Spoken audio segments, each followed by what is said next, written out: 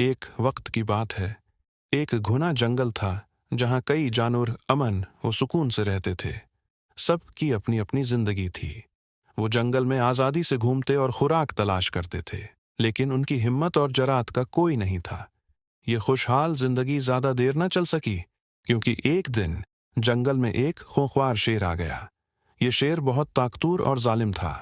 وہ روزانہ ایک یا دو جانوروں کو شکار کر کے کھا جاتا۔ جانوروں میں خوف پھیل گیا۔ ہر کوئی اپنی جان بچانے کی فکر میں لگ گیا۔ سب جانتے تھے کہ اگر ایسا ہی چلتا رہا تو ایک دن پورا جنگل خالی ہو جائے گا۔ آخر کار تمام جانوروں نے ایک میٹنگ بلائی۔ سب نے مل کر فیصلہ کیا کہ وہ شیر کے پاس جائیں گے اور اس سے بات کریں گے۔ اگلے دن جانوروں کا ایک وفد شیر کے پاس گیا۔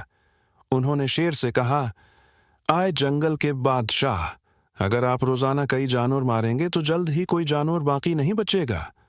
بہتر یہ ہے کہ ہم روزانہ اپنی باری پر ایک جانور آپ کے پاس بھیج دیا کریں، تاکہ آپ کو شکار نہ کرنا پڑے اور ہم باقی محفوظ رہیں۔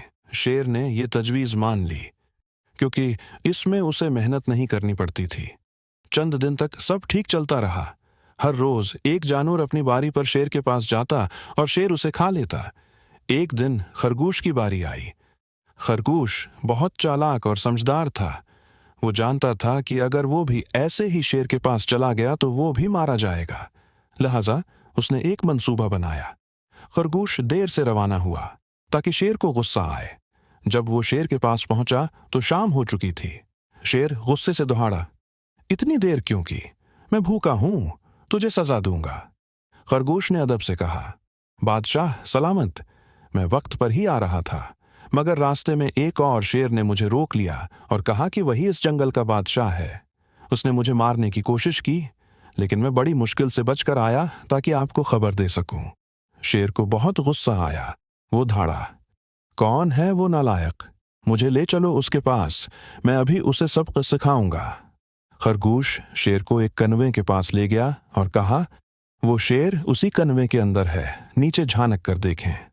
شیر نے کنویں کے اندر جھانکا تو اسے پانی میں اپنی ہی عکس نظر آیا۔ وہ سمجھا کہ وہ دوسرا شیر ہے۔ غصے میں آ کر شیر دہاڑا اور عکس نے بھی جواب میں دہاڑ ماری۔ شیر اور بھی غصے میں آ گیا اور دوسرے شیر پر حملہ کرنے کے لیے کنویں میں کود پڑا، لیکن وہ سیدھا پانی میں گرا اور ڈوب کر مر گیا۔ تمام جانور بہت خوش ہوئے۔ انہوں نے خرگوش کی عقلمندی کی خوب تعریف کی اور جشن منایا۔ جنگل میں ایک بار پھر امن اور خوشحالی لوٹ آئی۔ اخلاقی سبق، عقل طاقت سے بڑی ہوتی ہے۔ اگر دماغ سے کام لیا جائے